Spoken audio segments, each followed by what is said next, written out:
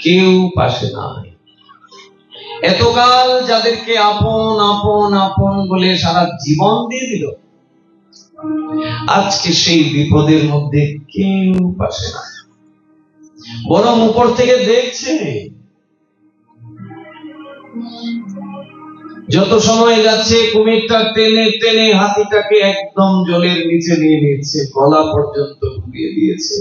এক পর্যায়ে এসে আর একটা টান দিলে পুরোটাই নামিয়ে দেবে, মানে পুরোটাই জলের ভেতরে গ্রাস করে নেবে, হাতিটা মারা যাবে।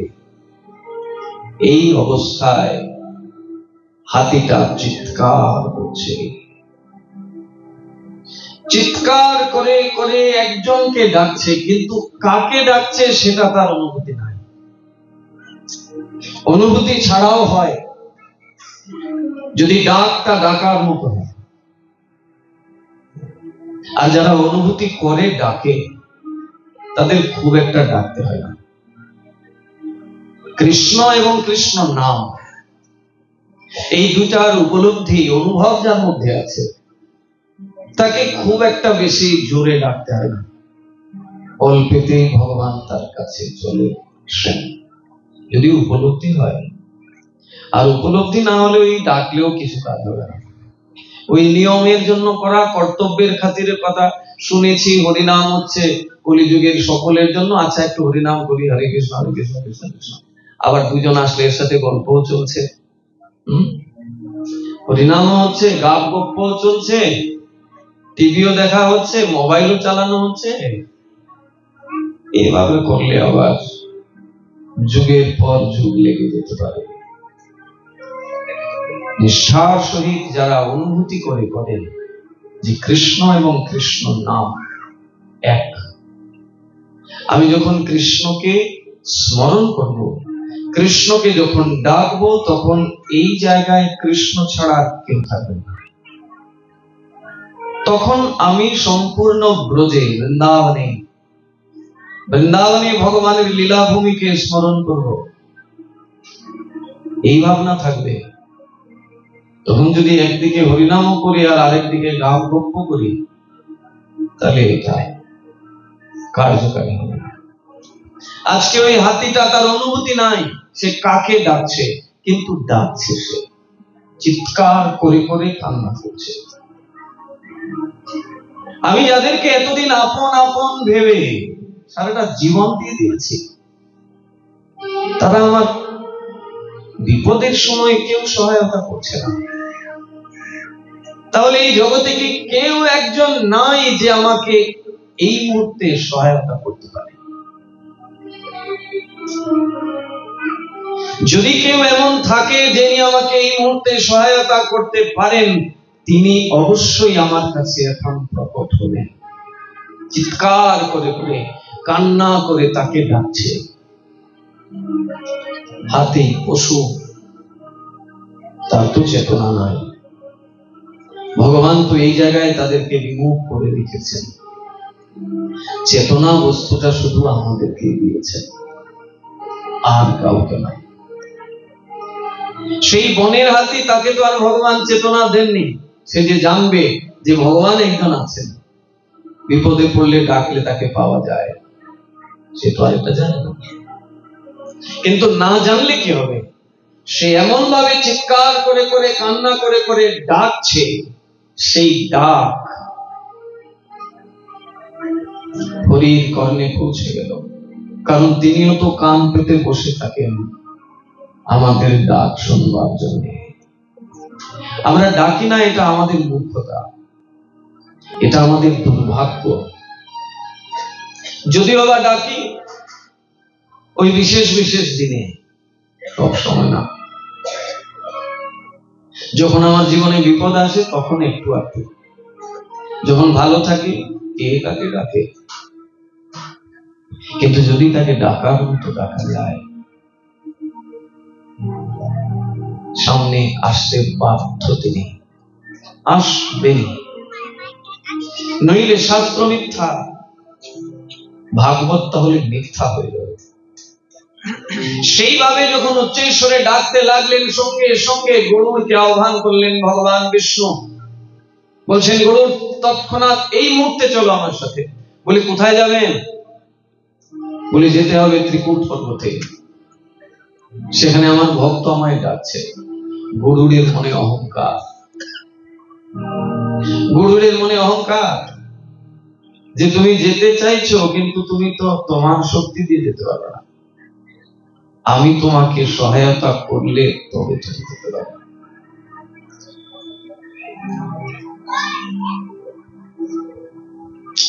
সেবাটা কি বস্তু দেখুন, সেবা হয় ভক্তির দ্বারা, আর ওই ভক্তির মধ্যে যদি অহংকার ঢুকে যায় হবে না সেবা। যে গরুর ভগবানকে বহন করে বেড়ায়, গরুরের ভেতরে অহংকার আসলো, প্রভু তুমি তো তোমার ভক্তকে সাহায্য করতে যাবে, কিন্তু আমি যদি তোমায় না নিয়ে যাই তোমায় কে নিয়ে যাবে? তাই তো তুমি আমার দ্বারস্থ হয়েছ। অন্তর্যামী ভগবান দেখলেন গরুরের অবস্থা, এমনিতে তার কাছে সময় নেই, এই মুহূর্তে যেতে হবে, নইলে ওই কুমির তাকে টেনে জলের নিচে নিয়ে নেবে, হাতিটা মারা যাবে। ভগবানের কি আর অপেক্ষা করার সময় আছে?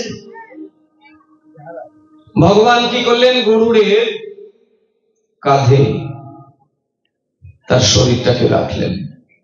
এখন গরুর আর এক পাও চলতে পারবে না। গরুর যে ভগবানকে বহন করে যাবে, গরুর চলতেই পারছে না। ওই যে অহংকার হয়েছিল যে আমি যদি তোমাকে বহন করে না নিয়ে যাই কে নিয়ে যাবে তোমাকে? তুমি যে সাহায্য করবে, কিসের দ্বারা সাহায্য করবে? আমি যদি তোমায় না নিয়ে যাই তাহলে কেমন করে সাহায্য? গরুর চলতেই পারছে না। ভগবান বলছে গরুর এই তোমার শক্তি, ছাড়ো ছাড়ো, লাগবে না তোমাকে আমার সাথে যেতে। ভগবান কি করলেন? ঝম্প দিলেন। ভগবান ওইখান থেকে লাফ দিলেন, দিয়ে ঠিক তার ভক্তের কাছে চলে আসলেন। ভগবানকে চলতে গিয়ে কারোর সহায়তার দরকার হয় না। ভগবান কৃপা করে যদি আমাকে সহযোগী হিসাবে নেন, তাহলে এটা আমার জন্ম জন্মান্তরের সৌভাগ্য। আমরা মনে করি যে আমি যদি ভগবানের সেবা না করি তাহলে তো ভগবান অভুক্ত থাকবেন। যার সেবা স্বয়ং লক্ষ্মী করেন, যার সেবা স্বয়ং মহালক্ষ্মী রাধারানী করেন, তার কি কোন সেবার পাওয়ার বাকি থাকে? আমরা কত অহংকার করি, আমরা একটু দেই বলে ভগবানের, নাইলে তো ভগবান অভুক্ত থাকবেন। গরুরের মধ্যে যখন অহংকার আসলো, ভগবান তার শরীরের এমন ভারগ্রাহী হলেন যে গরুর আর ভগবানকে উঠাতেই পারলো না, চলতেই পারলো না। স্বয়ং ভগবান সেখান থেকে লাফ দিলেন, একেবারে সেই সরোবরের কাছে এসে দাঁড়ালেন। হাতিটা চিৎকার করে করে, কান্না করে করে ডাকছে, তিনি যে ভগবান, তিনি যে তাকে সহায়তা করবেন, কিচ্ছু সে জানে না। তার শুধু একটাই মনে প্রশ্ন, যে সংসারে যাদেরকে আমি আপন বলে এভাবে এতকাল ব্যর্থ সময় ব্যয় করেছি, তারা তো আমার অন্তিম দিনে কেউ পাশে। তাহলে কি কেউ এখানে নাই যে আমাকে একটু সহযোগিতা করবে, এই কুমিরের হাত থেকে আমায় বাঁচাবে? ভগবান চলে আসলেন। রাখবি মারবি जो ইচ্ছা তোহার। ভগবান আমাদের রক্ষাকর্তা, ভগবানই আবার আমাদের কাল মানে মৃত্যু। তিনি সাক্ষাৎ এসে দাঁড়ালেন সেই দিব্য পুরুষকে। যখনই হস্তিটা দেখলো, সেই গজরাজ গজেন্দ্র দেখা মাত্র বুঝতে পারলো আমি যাকে দেখেছি তাহলে ইনি সেই। আর যে একবার ভগবানকে দর্শন করে, সে পশু হোক আর যেই হোক, তার ভিতরে অনুভূতি ঢুকে যায়, ঢুকে না? মহাপ্রভু যখন সংকীর্তন নিয়ে যাচ্ছিলেন, ঝাড়খণ্ডের পথে তখন কি হয়েছিল? তখন পশুদের মধ্যে আর হিংস্র ভাব, হিংসা ছিল না, সবার মধ্যে এসে ভক্তি প্রবেশ করেছিল। যে ঘাটে হরিণী আর বাঘ একসাথে বসবাস করে না, যখন মহাপ্রভু সংকীর্তন নিয়ে যাচ্ছিলেন তখন দেখা গেল একই ঘাটে বাঘও জল খাচ্ছে, হরিণীও জল খাচ্ছে। কারণ মহাপ্রভু সেই পশুদের ভেতরে ভক্তিরূপ চেতনা প্রবেশ করালেন। মহাপ্রভু আগে আগে সংকীর্তন করে যাচ্ছেন, আর পেছনে পেছনে বনের পশুরা তারাও উন্মাদের মতো মত্ত হয়ে মহাপ্রভুর পেছনে ছুটে যাচ্ছে। ঈশ্বরের কৃপালেশ হয়তো যাহারে, সেই সে ঈশ্বর তত্ত্ব জানিবারে পারে। ভগবানের কৃপা যার প্রতি হয় সে জানে, অন্যথা কেউ জানতে পারে। আজকে সেই হাতিটার প্রতি দর্শন দিলেন ভগবান, দর্শন দিয়ে তার ভেতরে চেতনা প্রবেশ করে সে পশু হলে অনুভব করলো যে ইনি আমাকে সৃষ্টি করেছেন, আজকে ইনি আমাকে রক্ষা করতে এসেছেন। হে প্রভু, তুমি যে এসেছো আমাকে রক্ষা করতে,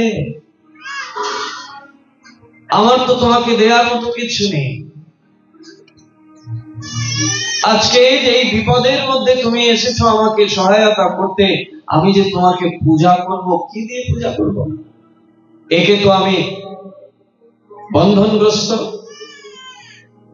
সেই কুমিরটা আমাকে বেঁধে রেখেছে, আর আরেকটা হচ্ছে আমার তো রিক্ত হস্ত, কিচ্ছু নাই, যা ছিল সারা জীবন ওই সংসারকে দিয়ে দিয়েছি, এখন আমার খালি হাত। যখন মনের মধ্যে সেবার ইচ্ছা জাগলো, ইচ্ছা জাগলেই হয়, ইচ্ছা জাগলে হবেই হবে। আমার তো মনে হয় না এমন কোন লোক আছে যার মনে ভগবানের সেবা করার ইচ্ছা জেগেছে অথচ করতে পারেনি, নাই কেউ। হয়তো দেখা গেছে তার কুড়ে ঘর, কিচ্ছু নাই, অথচ ইচ্ছা হয়েছে তার ভগবানকে কিছু করবা, দেখা যায় ঠিক সে করে ফেলেছে। কারণ করাবেন তো ভগবান, ইচ্ছা থাকবে আমার, আর করিয়ে নেবেন ভগবান। ইচ্ছাটাই আসে না, এটাই হলো দুঃখের বিষয়। আমরা এত সাধু সঙ্গ করি, এত কিছু শুনি, তারপরও ভগবানের সেবা করার ইচ্ছা জাগে না। ওই চিনি, বাতাসা, কলা, বড়দের একটা লাড্ডু, এই দিয়েই ভগবানের হয়। আর আমাদের জন্য ভালো মন্দ বাজারে যা কিছু মেলে, এটা কখনো ভালোবাসা নয়, এটা কখনো ভক্তি হতে পারে না। বিশেষ করে যারা সাধু সঙ্গ করেন, যারা ভাগবতের আসরে আসেন শ্রবণ করবার জন্য, তাদের মধ্যে যদি ভগবানের প্রতি ভালোবাসা না স্থাপন হয়, আর কার হবে? তার মানে হয় না, এই জন্য হয় না আমাদের শ্রবণের মধ্যে নিষ্ঠা নেই। আমরা যদিও আসি হরি কথা শুনতে, সেখানে এসেও নিজেদের প্রজল্পনে মুক্ত থাকি। আর যখনই সাংসারিক কথা আসে, মানে সংসারের বৈচিত্র্যের কথা আসে, তখন ইচ্ছে করেও যেন কান বন্ধ করে থাকি, বলে দরকার নাই, আমি বহু সুখে আছি। হাতিটার মনে ইচ্ছা জাগলো, প্রভু তুমি তো এসেছো আমাকে সহায়তা করবার জন্য, মৃত্যুর হাত থেকে বাঁচাবে বলে, আমি তোমাকে কি দিয়ে সেবা করব? ভগবানের ইচ্ছাতে সঙ্গে সঙ্গে সেই সরোবরে একটি পদ্ম ফুল ফুটিয়া উঠল। একটা পদ্ম ওই সরোবরের মধ্যে হঠাৎ করে প্রস্ফুটিত হলো। হাতিটি দেখলো এত সুন্দর একটা পদ্ম, তাহলে এটা দিয়েই ভগবানের সেবা করি। হাতিটি তার সুর দিয়ে ওই পদ্মটাকে উঠিয়ে নিয়ে গোবিন্দায় নমঃ, কৃষ্ণায় বাসুদেবায়, হরে পরমাত্মনে প্রণত ক্লেশ নাশায়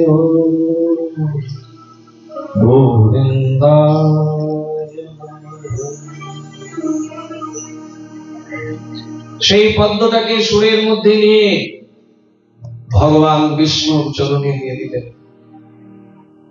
ভগবান সেবা পেয়ে অত্যন্ত আনন্দিত হলেন। এক লাফ দিয়ে জলের ভেতরে ঢুকলেন। ঢুকে কি করলেন? ওই কুমিরটাকে হাতির পা থেকে ছাড়িয়ে উঠিয়ে নিয়ে আসলেন। এতক্ষণ ধরে সেই কুমিরটা যে হাতির পায়ে ধরে হাতিটাকে কষ্ট দিচ্ছিল, সেই কুমিরটাকে জল থেকে উঠিয়ে নিয়ে হাতিটার সামনে তাকে দ্বিখণ্ডিত করে দিলেন। দুটুকরো হয়ে গেল, মানে মারা গেল সে কুমিরটি। মারা তো গেল, কার হাতে মারা গেল? ভগবানের হাতে। হাতিটি ভগবানকে প্রণাম করছেন আর বলছেন, প্রভু তোমার এত কৃপা, কিন্তু আমার একটা প্রশ্ন আছে। বলে কি প্রশ্ন? বলে যে আমারে এত কষ্ট দিল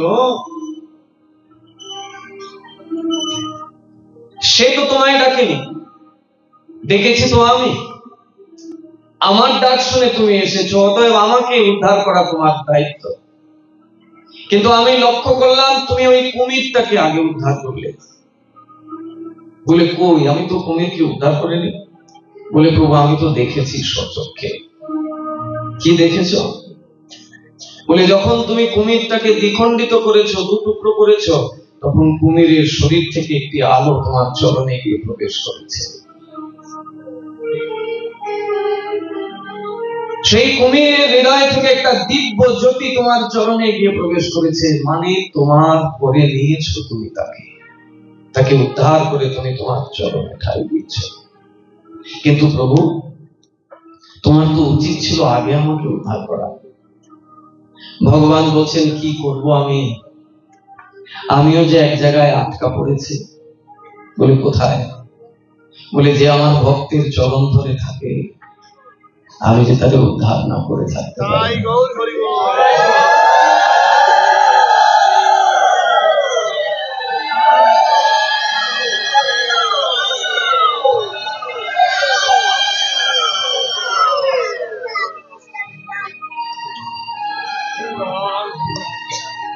সে যে তোমার চরণ ধরে পড়েছিল আর তুমি তখন আমাকে ডাকছিলে।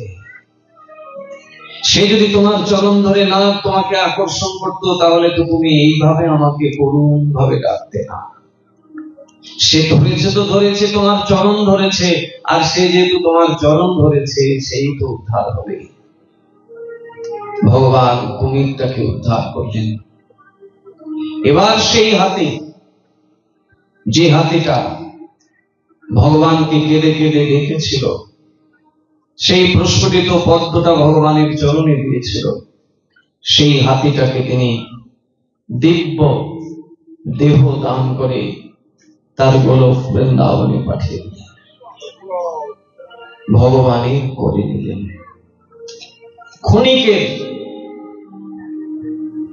ক্ষণিকের ডাক আজকে সেই হাতিটাকে ভগবত চরণে নিয়ে গেল। যদি সেই ডাকটা আমরা রাখতে পারি হৃদয় দিয়ে, অনুভূতির সহিত, শ্রদ্ধার সহিত। সংসারের বৈচিত্র্য কিন্তু এই রকমেরই। শুনলে আমাদের খারাপ লাগবে, কিন্তু এই সংসারে কেউ আপন না। আমি যে বলছি ওরে ছাড়া আমার চলবে না, দেখা যায় কালকেও আমাকে ছেড়ে চলে গিয়েছে। এইভাবে সকলেই সংসারের এই বন্ধন থেকে ছিন্ন হয়ে এক এক করে সবাই আমাকে ছেড়ে চলে যায়, তারপরও অনুভূতি হয় না। হাতিটার তো অনুভূতি হয়েছিল, আমাদের তো এটাও হয় না।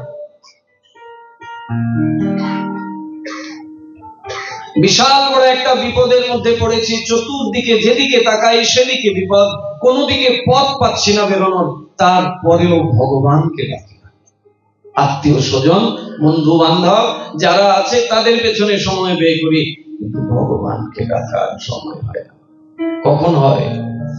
যখন সব দরজা বন্ধ, যখন কেউ সহায়তা করতে পারে না। কে সহায়তা করবে? কারণ সকলেই তো ওই জায়গায় পড়ে আছে, সবাই বিপদগ্রস্ত, সবাই দুঃখের মধ্যে। যদি কেউ মুক্ত থাকতো তাহলে সে না আপনাকে মুক্ত করত, সবাই তো বন্দী। তাই এক বন্দী আরেক বন্দীকে কখনো সহায়তা করতে পারে? কিন্তু আমাদের বন্ধুত্ব হয়েছে ওই বন্দীর সাথে বন্দীর। বন্দীর সাথে যেদিন ভগবানের বন্ধুত্ব হবে, সেদিন বাজিমাত হয়ে যাবে। সেদিন মনে হবে সব অসার। কালকে যে আমরা পথ শুনেছিলাম গোবিন্দ দাসের, সেখানে গোবিন্দ দাস কি বলেছিলেন? এ ধন যৌবন পুত্র পরিজন, ইথে কি আছে বরতি তীরে। এদের মধ্যে কোনো প্রতীতি নাই। এই ধন যৌবন পুত্র কন্যা, এদের প্রতি শুধু জীবনটা দিয়ে দিয়েছি। শেষ বেলায় বলছেন ভজ হুরে মন শ্রীনন্দ নন্দন অভয় চরণারবিন্দে। আমরা এগুলো শুনি, শুনবার জন্য শুনি, কিন্তু শুনেও নিজের পরিবর্তনের জন্য প্রচেষ্টা করি। বলি একটু অনুকূল হোক, তারপরে বললেন অনুকূল কখনো হবে না। প্রতিকূলতা ভগবান ইচ্ছে করে দিয়ে রেখেছেন যাতে তার স্মরণ হয়। অনুকূলে থাকলে জীবনে কোনোদিন তার স্মরণ হবে না। সুখে কৃষ্ণ বিস্মৃতি অবশ্যম্ভাবী। সুখে কেউ কোনোদিন ভগবানকে ডাকে না। তাই সাধুগণ ভগবানের কাছে দুঃখ চায়, বলে প্রভু যত দুঃখ দাও সেই দুঃখের মধ্যে সুখ, কারণ ওই দুঃখের মধ্যে তুমি থাকো। আমাদের তৃতীয় দিবসের কথা বিশ্রাম হয়ে যাবে আগামীকাল। অনেকের অনেক রকমের প্রশ্ন, সব প্রশ্নের মীমাংসা তো করা যাবে না। অনেকে এসে বলছেন মহারাজ কালকে তো একাদশী, একাদশীর বিষয়ে আমাদের একটু বিশেষভাবে জানা উচিত। একাদশীর ব্রতটা কি? আসলে একাদশী ব্রতটা একদিন না, কিন্তু একদিন না, একাদশী ব্রতটা 3 দিন। ভক্তদের জন্য 365 দিন, আর যারা সংসারের মধ্যে আষ্টে পৃষ্ঠে জড়িয়ে আছে তাদের জন্য একাদশী 3 দিন। বলে কেমন?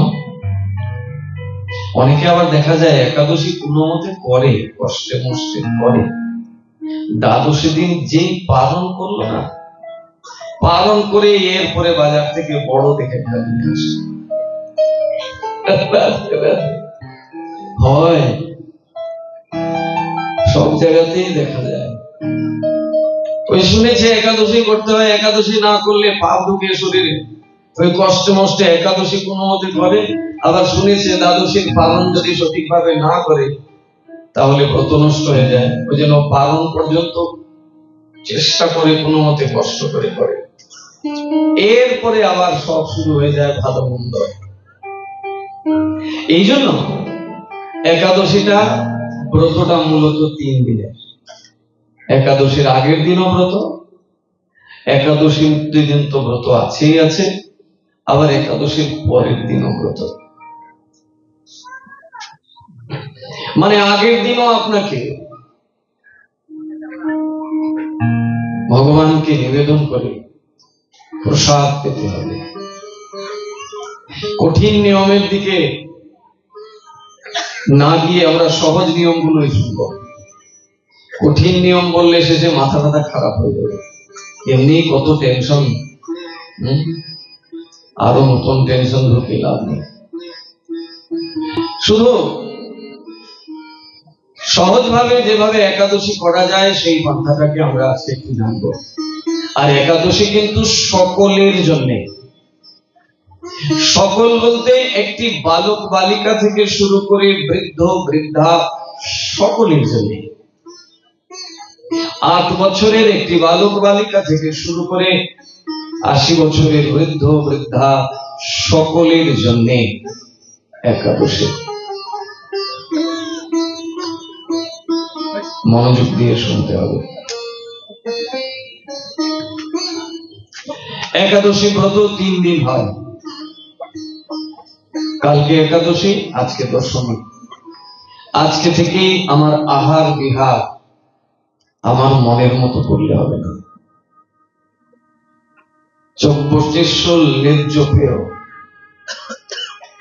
যে কোনো কিছু খেয়ে একাদশী করবো হবে না। আগের দিন মানে আজকে প্রসাদ পেতে হবে।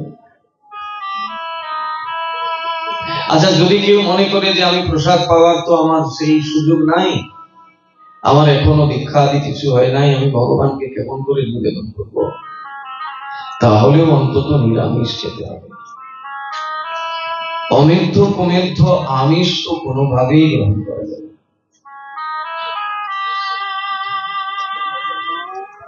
পারলে অন্তত সেই নিরামিষ যে খাবার খাবেন একটু তুলসী পাতা দিয়ে গ্রহণ করে নেবেন।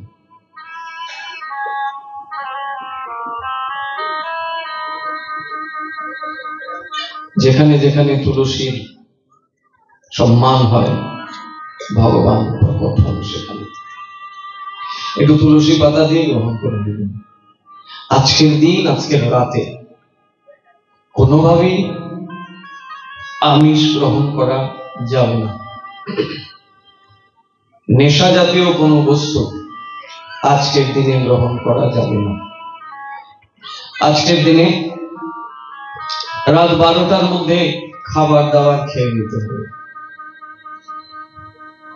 আমরাও কথাকে বিশ্রাম দিয়ে দেবো 10:30, 11:15 মধ্যে, যাতে আপনারা সবাই 12টার মধ্যে প্রসাদ পেয়ে যেতে পারেন।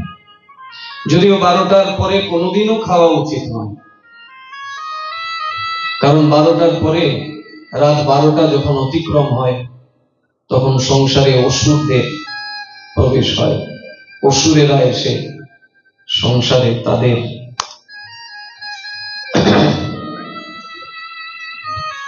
তাণ্ডব শুরু করে। ওই সময়ে আহার নিদ্রা কোনোটাই ঠিক নয়। ওই সময় রাত 12টার পরে কোনোভাবে আহার করা ঠিক নয়, কিন্তু আমাদের হয়। বিশেষ করে একাদশীর আগের দিনে তো কোনোভাবেই করা যাবে না।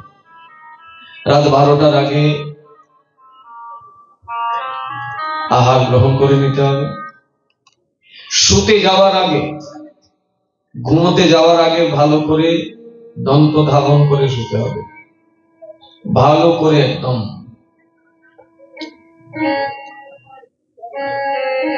দাঁত টাত মেজে ঘুমোতে হবে, যাতে কোথাও কোনো জায়গায় অন্ন ডাল এগুলো লেগে না থাকে। ফাঁক ফুকুরের মধ্যে থেকে যায় না ভাতটা, তো পরের দিন আপনি এটা নিয়ে একাদশী করবেন কিভাবে? এটা তো গলে গিয়ে পেটে যাবে, ব্রত নষ্ট।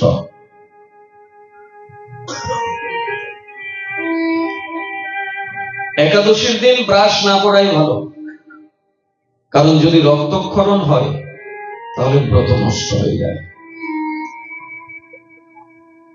ব্রাশ করতে গিয়ে যদি কোথাও খোঁচা লেগে যায়, রক্ত বেরিয়ে যেতে পারে। আগের দিন রাত্রে মানে আজকে প্রসাদাদি গ্রহণ করে তারপরে ভালো করে দাঁত ধুয়ে নিতে হবে, পরিষ্কার করে নিতে হবে, কোথাও যাতে পঞ্চশস্য লেগে না থাকে। পরদিন সকালবেলা হাত দিয়ে একটু করে নিলেই হবে। কালকের দিনে পঞ্চশস্যের কোনো একটা শস্য গ্রহণ করা যাবে না। নির্জলা নিরম্বুর কথা আজকে আর বলবো না, ওটা বলবো ওই যে 5 দিনের ভাগবত আছে না, মদন মোহন আখড়াতে, আগামী 27, 28, 29, 30 এবং 1 ফাল্গুন, সেখানে বিস্তারিত ভাবে শুনবো। আজকে আপনাদের বলবো না, বেশি মন খারাপ করে লাভ নেই। একটু আগে সংসারের কথা বলেছি, তাতেই কত মা নিজেরা গল্প শুরু করে দিয়েছিল। মন খারাপ হয়ে গেছিল। আমরা আপন আপন ভাবছি, আর আপনি বলছেন কেউ আপন না, তো বেশি মন খারাপ করে লাভ নেই। আমরা কালকে একাদশীর দিনে পঞ্চশস্য বাদ দিয়ে ফল আদি গ্রহণ করব। বলে ফলে কি আর পেট ভরে? পেটে গেলেই জল হয়ে যায়। আরো কিছু বলুন। আচ্ছা মা, ফলের সাথে একটু সবজি নিয়ে নিই। এখন আবার দেখা যায় সব সবজি নিয়ে নিয়ে হবে মানে কি, বাজারে যত রকমের সবজি আছে সব এনে ভালো করে একটা সবজি বানিয়ে খাওয়া হচ্ছে। বলছেন অনুকল্প, শব্দটা এটাই প্রয়োগ হয়েছে, অনুকল্প। আবার বলছেন যার দেহেতে রোগ ব্যাধি আছে তার জন্যই ব্যবস্থা। আচ্ছা ধরে নিলাম আমরা সবাই রোগী, আমিও রোগী, আপনারাও রোগী, কিন্তু রোগী হলেও ওই যে আহারটা হতে হবে অনুকল্প, মানে অল্প, শরীর ধারণ করার জন্য যতটুকু দরকার। তো দেখা যায় যে শরীর ধারণ কি, অন্যদিন পেট খেয়ে ভাত খেয়ে পেট ভরে, একাদশী দিনে এতটা সবজি খেয়ে পেট ভরে, আসা অসুবিধা নাই, তাও একাদশী করুন। অন্তত পাপ তো ঢুকবে না। ওদের মনের মতো বলছি তো এই জন্য হাসছে, আসলে এরা একাদশী দিনে এতটা খায়, যার যার উপরে যখন পড়ে তখন তার হাসি পায়। তো চেষ্টা করবেন অনেক সবজি একত্রিত না করে, কারণ বেশি খেলে পরে আবার ভুটভাট শুরু হবে, আর ভুটভাট শুরু হলে ব্রত নষ্ট হয়ে যাবে। কিন্তু বায়ু যদি অতিরিক্ত পেটের ভেতরে প্রবেশ করে তার দ্বারাও ব্রত নষ্ট হবে। এই জন্য বলছেন অনুকল্প যে গ্রহণ করবেন এটাও স্নিগ্ধ হতে হবে।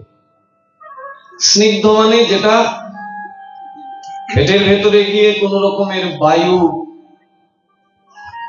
উৎপাত করবে না, এরকম। কাঁচকলা, পেঁপে, সাথে একটু আলুও সংযোগ করা যেতে পারে। তাই বলে ফুলকপি, বাঁধাকপি, অনেকে তো টমেটো, গাজর টাজর দিয়ে একদম এলাহি কারবার।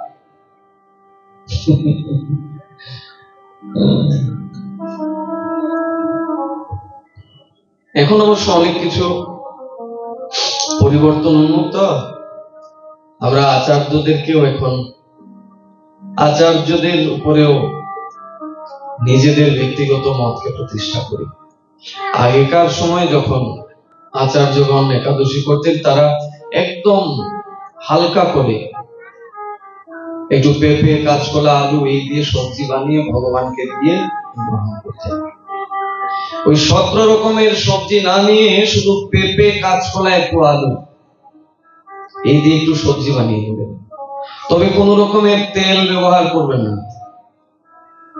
বলে কেন? সূর্যমুখী তেল তো খাওয়া যেতে পারে, ওটা তো আর পঞ্চশস্যের মধ্যে না, খাওয়া যায়, ওটা ফুল থেকে তৈরি, ওটা পঞ্চশস্যের মধ্যে গণ্য নয়। কিন্তু এখানে আবার সমস্যাও আছে। ওটা যেখান থেকে মিলিং হয় সেখানে যে অন্যান্য তেল হয়নি সেটাও তো আমার কেমন করে জানবো? তো যেখানে সন্দেহ আছে ওইটাকে বাদ দেওয়াই দরকার। যে কোনো জায়গায়, যে কোনো কাজে যদি সন্দেহ থাকে, সন্দেহটা থেকে দূরে সরে আসাটাই উচিত। সূর্যমুখী তেল যেখান থেকে যে মেশিনে গ্রাইন্ডিং হচ্ছে ওখানে যে সরিষা হয়নি, অন্যান্য তেল হয়নি, সেটা কেমন করে বুঝবো? যেখানে সন্দেহ আছে দরকার কি? বলে ঘি তো খাওয়া যায়, ঘি খাওয়া যায়, কিন্তু এখন বাজারের যে ঘি বলবে শতভাগ খাঁটি, দেখা যাবে ওর মধ্যে পাম অয়েল, ডালডা মেশানো। আপনি তো মনে করছেন ঘি খেলেন তো পাম অয়েল, অতএব এটারও দরকার নেই। বলে তেলও খাবো না, ঘিও খাবো না, তাহলে সবজি বানাবো কি দিয়ে? গোবিন্দ বাবু, সবজি বানাবো কি দিয়ে? বলে সবজি বানানোর একটা বিষয় আছে, তেলও লাগবে না, ঘিও লাগবে না, অথচ এমন স্বাদ হবে, বানাবেন 5 জনের জন্য, মনে হবে আমি একাই খেয়ে নেই। একটু বাদাম আছে না, চীনা বাদাম, চীনা বাদামটাকে ভালো করে বেটে নেবেন, বেটে নিয়ে ওইটা দিয়ে রান্না করবেন, তেলও লাগবে না, ঘিও লাগবে না। সবজিগুলোকে একটু হাফ বয়েল করে আগে উঠিয়ে দেবেন, তারপরে ওই বাদাম বাটাটা কড়াইয়ের মধ্যে দিয়ে হালকা একটু জল দিয়ে অনেকক্ষণ নাড়াবেন, দেখবেন ওই বাদাম থেকে তেল বেরোনো শুরু হয়েছে, বাদামের কাঁচা গন্ধটাও চলে যাবে, আর ওই বাদামের যে তেল বেরোচ্ছে ওর মধ্যে সবজি। রাধে রাধে, কত সাধু! এই সাধু এসেছেন ব্রাহ্মণবাড়িয়া থেকে। আজকে সুমনের বিশেষ সৌভাগ্য, কত কত সাধুরা আসছেন। সাধুরা যেখানে আসে সেখানে যজ্ঞের মধ্যে আর কোন রকমের অভাব থাকে না, সব অভাব পূর্ণ হয়ে যায়।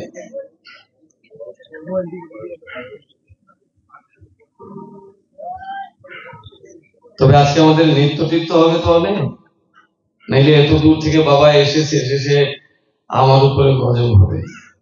আর ভক্তদের খুব ইচ্ছা, দুদিন আপনি কাটিয়ে দিলেন, কোনো নৃত্য হলো না। আজকে দেখবেন ব্রজের ভাবে উনি কেমন করে নৃত্য করে, কোথায় একটা জায়গায় বিশ্রাম দিয়ে তারপরে আমরা নৃত্যের দিকে এগোবো। তাহলে একাদশী দিন ওই যে সবজিটা বানাবো তার মধ্যে কি করব না, বাদামটা বেটে কড়াইয়ের মধ্যে দিয়ে নাড়ানোর পরে যখন বাদামের তেল বেরোবে তখন ওই সবজিটা দিয়ে তার মধ্যে একটু সন্ধক লবণ দেব পরিমাণ মতো, আর কিছু গোলমরিচের গুঁড়ো, কাঁচা লঙ্কা টঙ্কা না, অনেকে আদা দেয়, কাঁচা লঙ্কা দেয়। অত সব স্বাদ করে কেন খেতে হবে? পেট ভরার জন্য, পেটে দেওয়ার জন্য গ্রহণ করবো, ওই নিয়ে যদি ব্যস্ত থাকি তাহলে হরিনাম কখন করব? হরি বাসর তার নাম, মানে দিন রাত হরিকে নিয়ে বাস করবো। আমি যদি কড়াইকে নিয়ে বাস করি সারাদিন, চুলার মধ্যে যদি বাস করি, হরিকে নিয়ে কখন বাস করব? তাই অল্প একটু একটু পাবো, অল্প সময়ের মধ্যে যতটুকু করা যায়। সবজিটাকে দিয়ে তার মধ্যে সন্ধক লবণ দেব, পরিমাণ মতো একটু গোলমরিচের গুঁড়ো দিয়ে নাড়িয়ে ভগবানকে দিয়ে গ্রহণ করবেন, অনেক সুস্বাদু। সাথে বাদাম একটু ভেজেও নিতে পারেন, আর একটু বাদাম সিদ্ধও করে খেতে পারেন। সবজি তো গ্রহণ করবেন, ফলও গ্রহণ করুন। বলে এতেও হয় না, বলে এতেও যদি না হয় দুধ খান, ছানা খান, একদিনেরই তো বিষয়। এইভাবে কষ্ট করে একাদশীটা করতে হবে। কেন করতে হবে? যদি না করেন তাহলে ওই একাদশী দিনে আপনার পেটের ভেতরে 3 রকমের পাপ ঢুকবে। বলে আগে তো শুনেছিলাম একরকম, আপনি বলছেন 3 রকম। 3 রকম আমি বলি না, হরিভক্তি বিলাস বলছেন, ব্রহ্মবৈবর্ত পুরাণ বলছেন। যারা একাদশী দিবসে পঞ্চশস্য গ্রহণ করে তাদের শরীরে 3 প্রকারের পাপ প্রবেশ করে। একটা পাপ ব্রহ্ম হত্যাজনিত পাপ, একটা হচ্ছে স্ত্রী হত্যাবধজনিত পাপ, আর আরেকটা হচ্ছে ভ্রূণ হত্যাজনিত পাপ। পেটের ভেতরে সন্তানকে পেটে থাকা অবস্থায় মেরে ফেলা ইচ্ছাকৃত ভাবে, যেটাকে বলে ভ্রূণ হত্যা। ব্রহ্ম হত্যার পাপ চাইতে আরো অনেক ভয়ানক পাপ সেটি। সেই পাপ আপনার শরীরে প্রবেশ করবে যদি একাদশী দিন পঞ্চশস্য গ্রহণ করেন। জোর করে তো অনেক কিছুই করা যায়, যদি বলেন দুঃখ করবো না, করেন, অসুবিধা কি? ভগবানের আদেশ নির্দেশকে যদি আমি ইচ্ছাকৃত ভাবে পালন না করি তাতে ভগবানের কিছু যায় আসে না। ভগবান এগুলো বলেছেন, এই জন্য বলেছেন আমরা যাতে সংশোধন হয়। এখন কারোর মনে যদি সংশোধন হওয়ার ইচ্ছাই না থাকে তার কথা আলাদা। বিশেষ করে যারা সংশোধন করতে চায় নিজেকে, তাদের জন্যই ভাগবতের কথা। ভাগবতের কথা সবার জন্য না, সবাই আসলেও সবার জন্য ভাগবত কথা নয়।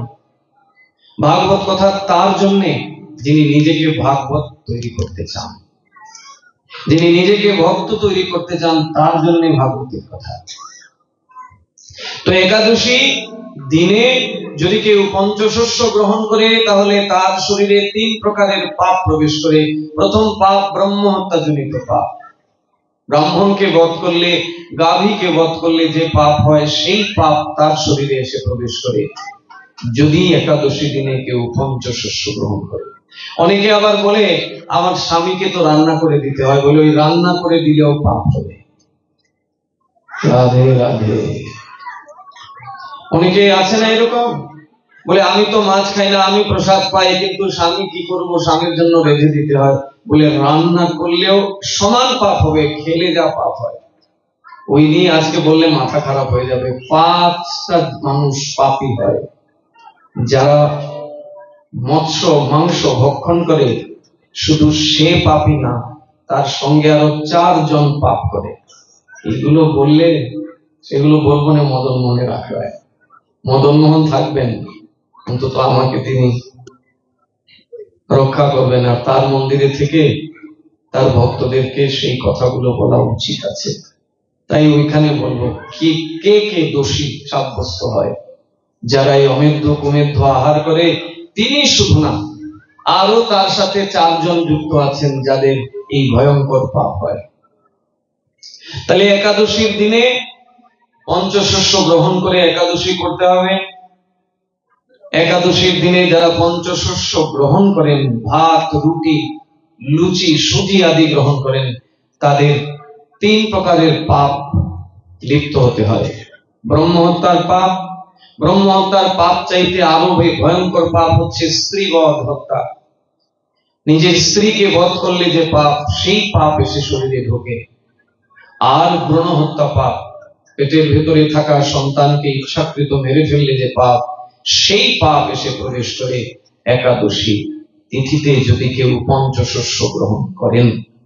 এই জন্য আবাল বৃদ্ধা বনিতা সকলের জন্য একাদশী। আপনি যদি অজুহাত দেখেন আমি অসুস্থ, অসুস্থ হলেও ভগবান তো বিধান দিয়েছেন, আপনাকে না খেয়ে থাকতে বলেননি। আপনি সবজি খান, ফল খান, দুধ খান, ছানা খান, খেলেন না কোথায়? ভাত খেলেই বুঝি খাওয়া, তাই না? আমরা মনে করি ভাত না খেলে পেট ভরে না। বাঙালিদের এই স্বভাব। বৃন্দাবনে গিয়ে দেখবেন এইটুকু ভাত খাবে না তো নাও খেতে পারে, রুটি খাবে, এতটা সবজি খাবে। তাইলে ওরা তো রুটি খায় সবসময়, ওরা একাদশী দিন ভাত খেলে ওদের একাদশী হয়ে যাবে। আমরা যদি রুটি খেয়ে একাদশী করি, অনেক গুরুরা করে, গুরুও করে শিষ্যকেও করায়। ওই যে কালকে বলছিলাম যে কেউ গুরু হতে পারে না, ওই কানে ফু দিলেই যে গুরু, ওইটা ফুয়ালা গুরু, গুরু না। যিনি প্রকৃত গুরু হবেন তিনি তো কোনোভাবেই শাস্ত্রের বাইরে কিছু বলতেই পারেন না। তিনি নিজে একাদশী করবেন, সন্তানদেরকে, শিষ্য মানে সন্তান, সন্তানদেরকে ওইভাবে তৈরি করবেন, তবে না তিনি গুরু শব্দবাচ্য। তাই যেখানে সেখানে মাথাকে বিক্রি করলে হবে না, জায়গা মতো বিক্রি করতে হবে। যেখানে বিক্রি করলে ভগবান আমার হবেন। একাদশী দিনে কোনোভাবে পঞ্চশস্য গ্রহণ করা যাবে না। একাদশীর পর দিনও ব্রত। আগের দিন ব্রত বললাম, আজকের দিন একাদশী দিন ব্রত, আর একাদশীর পরের দিন, ওই দিনও আপনি আমিষ গ্রহণ করতে পারবেন না। একাদশীর আগের দিন যেরকম আপনি নিরামিষ গ্রহণ করেছেন, স্নিগ্ধ আহার করেছেন ভগবানকে নিবেদন করে, দ্বাদশী দিন ঠিক তদ্রূপ ভগবানকে নিবেদন করে গ্রহণ করবেন। অনেকে যারা একাদশীর ব্রত করে অথচ দ্বাদশী দিন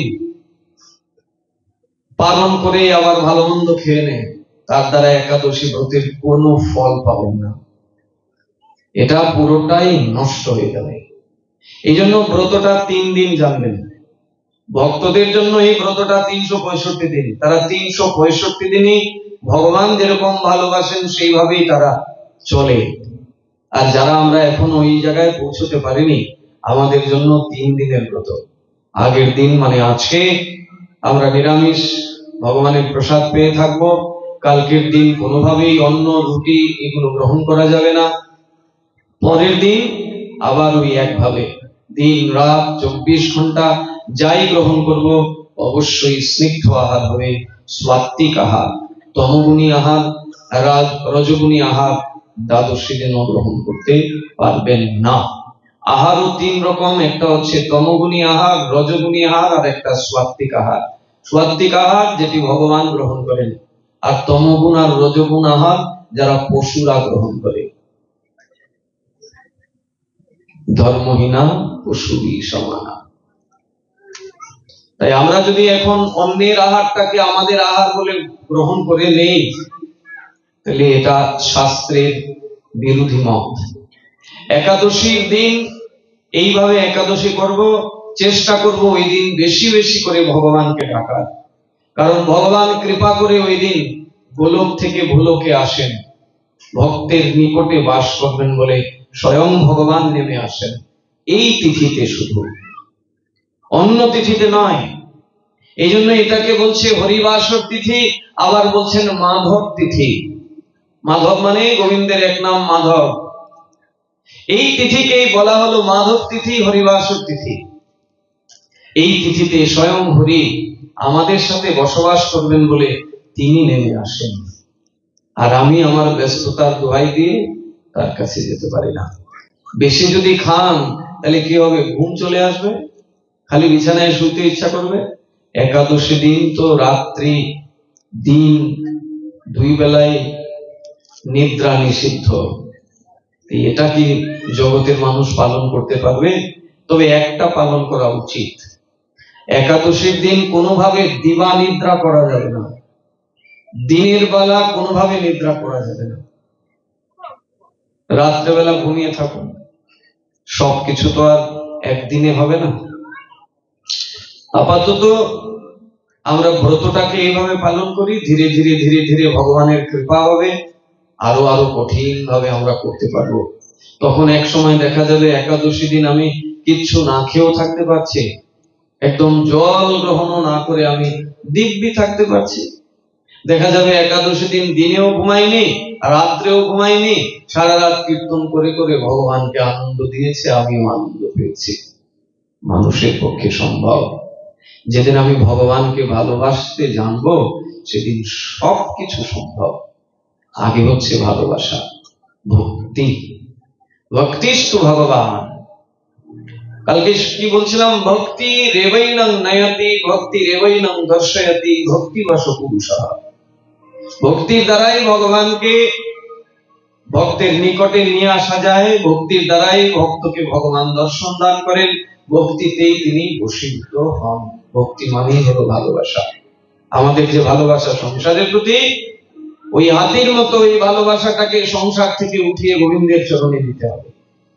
হাতিটা সারা জীবন সংসার সংসার সংসার করে আপন আপন বলে ভেবেছিল, কিন্তু যখন দেখলো কেউ আপন নয়, তখন ওই ভালোবাসাটাই যেটা এতদিন সংসারকে দিয়েছিল, সেই ভালোবাসাটা সংসার থেকে উঠিয়ে গোবিন্দের চরণে দিয়েছিল। আর যখনই গোবিন্দের চরণে দিয়েছিল, সঙ্গে সঙ্গে গোবিন্দ সেই হাতিটাকে তার করে নিয়েছিল।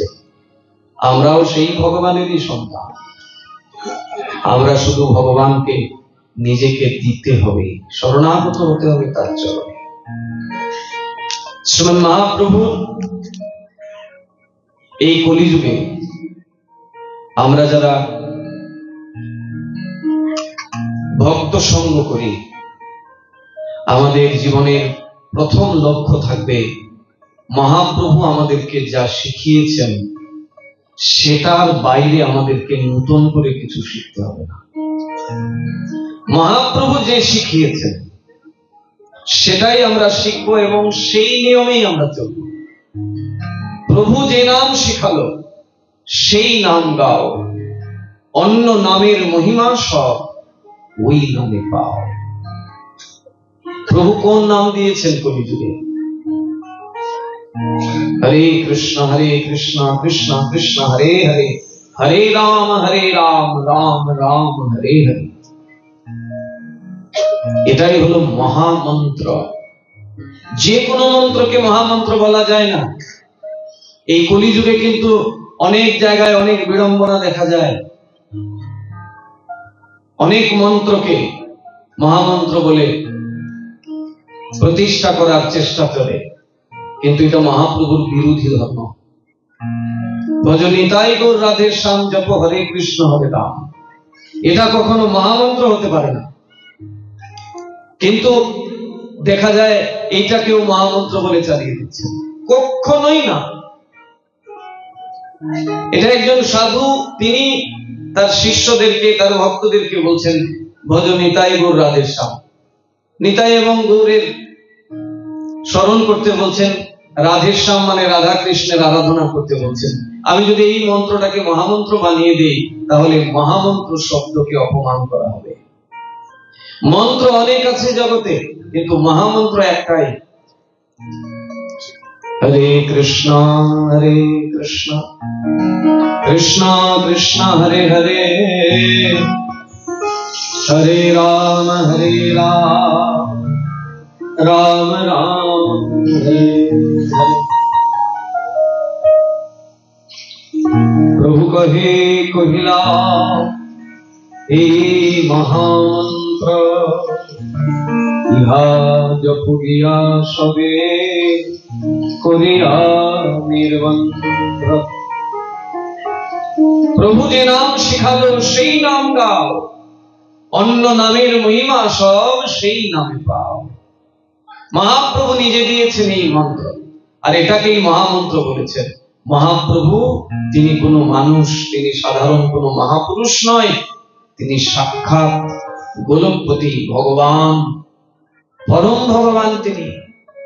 তিনি কলিযুগে এসেছেন জীবকে সঠিক ধর্মের পথে নিয়ে যাবার জন্য।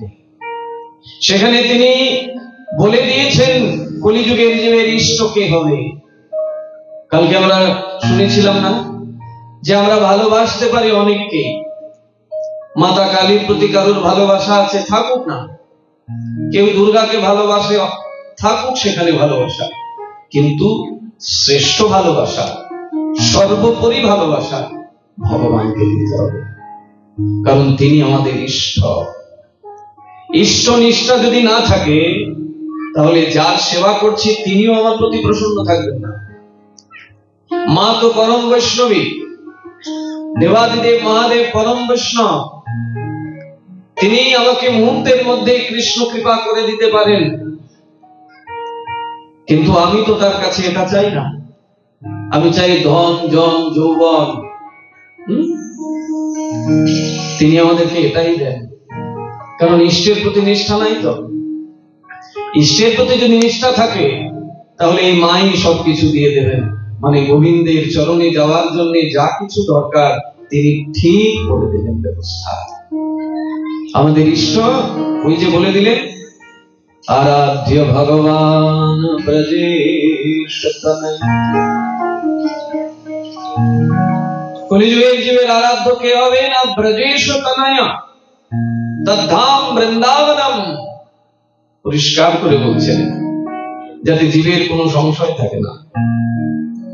বলছে কলিযুগের প্রত্যেকটি জীবের আরাধ্য একজন, তিনি ব্রজেন্দ্র নন্দন। তিনি কোথায় থাকেন বলে, তিনি মথুরায়ও থাকেন না, দ্বারকায়ও থাকেন না। তার থাকার জায়গা তদ্ধাম বৃন্দাবন, তিনি বৃন্দাবনে থাকেন। তাহলে মথুরায় একজন, বৃন্দাবনে একজন, দ্বারকায় একজন, বলে হ্যাঁ, তিনজনের তিন রকমের মূর্তি। বৃন্দাবনে যিনি থাকেন তিনি মাধুর্যময় কৃষ্ণ, আর মথুরার দ্বারকাতে যিনি থাকেন তিনি ঐশ্বর্যময় কৃষ্ণ। ঐশ্বর্যকে যদি আমি শ্রদ্ধা করি তাহলে ঐশ্বর্যই বাড়বে, মাধুর্য প্রেম লাভ হবে না। ব্রজেন্দ্র নন্দন সেই কৃষ্ণ হচ্ছেন আমাদের আরাধ্য। কে বলছেন? স্বয়ং চৈতন্য মহাপ্রভু। তিনি হলেন আমাদের কলিযুগে সাক্ষাৎ ভগবান। বললেন তদ্ধাম বৃন্দাবনম, ওই বৃন্দাবন চন্দ্র, বৃন্দাবন কৃষ্ণকে আরাধনা করতে হবে কলিযুগে জীবে। বলে ওই আরাধনার শিক্ষা কোথায় লাভ করব? কে তাকে আরাধনা করেছিলেন? রম্য কাচিদ উপাসনা ব্রজবধূ বর্গেন যা কল্পিতা। রম্যা মানে লক্ষ্মীগণ যার আরাধনা করেছিলেন, ব্রজবধূ ব্রজবাসীগণ, ব্রজগোপীগণ যার সাধনা করে তাকে তৃপ্ত করেছিলেন, সেই বৃন্দাবন চন্দ্রকে সকলকে আরাধনা করতে হবে। সেই বৃন্দাবন চন্দ্র হবেন সকলের ইষ্ট। ইষ্ট একজন থাকবে, বাকি অন্য সময় আপনি অন্য কাউকে ভালোবাসছেন, আপত্তি নেই। আমরাও তো মঠ মন্দিরে শিবের আসন বসিয়ে শিবকেও পূজা করি, কিন্তু কিভাবে করি? ভগবানের প্রসাদ এনে শিবকে দেই, যেটা পাওয়ার জন্য শিব বসে থাকে। যোগমায়া কাত্যায়নীকে যদি বসিয়ে পূজা করেন তাহলে সেখানে শুধু যোগমায়া কাত্যায়নী পুজো হচ্ছে না, সর্বাগ্রে ভগবানের সেবা হবে। ভগবানের প্রসাদ এনে যোগমায়াকে দেবেন, আর যোগমা দু হাত তুলে আপনার জন্য গোবিন্দের কাছে প্রার্থনা করবেন। শিবজি মহারাজ দু হাত তুলে প্রার্থনা করবেন, প্রভু আমার এই ভক্তকে তোমার চরণে নিয়ে নাও। বৈষ্ণব এটাই করে। কিন্তু আমরা শুধু সাংসারিক কিছু বস্তু পাওয়ার জন্য দেবতাদের পূজা করি। লাভ, পূজা, প্রতিষ্ঠা, ধন, যৌবন এইগুলো পাওয়ার জন্য, ধনং দেহি, জনং দেহি, রূপং দেহি, এগুলো পাওয়ার জন্য দেবতাদের আরাধনা করি। মূলকে বাদ দিয়ে করলে ওই যার করছে তিনিও প্রসন্ন হবেন না। মা কখনো চাইবে না যে প্রভুকে বাদ দিয়ে তাকে কেউ ডাকুক। শিব কখনো চাইবে না যে কৃষ্ণকে বাদ দিয়ে তার সন্তান, তার ভক্ত তাকে ডাকুক। শিবও চায় আমার ভক্ত যেন সর্বাগ্রে আমার প্রভুকে ডাকে। आराध्य भगवान ब्रजेश तनयो तद्ध्याम वृंदावनम रम्या काचिद उपासना ब्रजबधू वर्गेन जागृता। বৃন্দাবনের বধূগণ, ব্রজবাসীগণ, ব্রজগোপীগণ যে কৃষ্ণের আরাধনা করেছিলেন সেই কৃষ্ণ হবে কলিযুগের সকলের ঈশ্বর। মানে গোস্বামীগণ, বৈষ্ণবগণ, সাধুগণ, কৃষ্ণ মন্ত্রে যারা দীক্ষিত, স্মার্ত যারা শৈব, তাদের কথা বলা হচ্ছে না। যারা কৃষ্ণ মন্ত্রে দীক্ষিত তাদের ইষ্ট হবেন ব্রজেন্দ্র নন্দন কৃষ্ণ, দ্বারকার কৃষ্ণ না, মথুরার কৃষ্ণ না।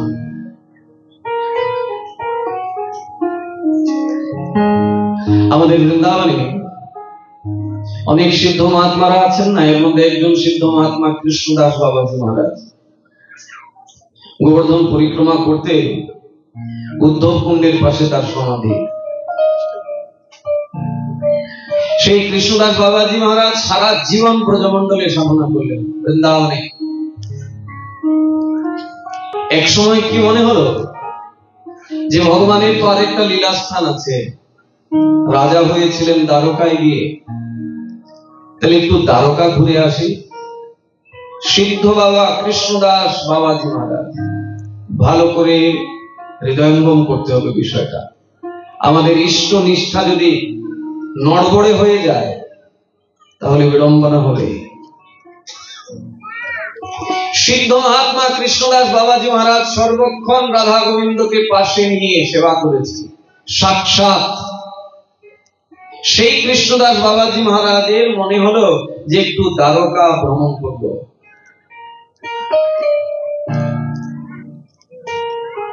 চলে আসলেন দ্বারকায়।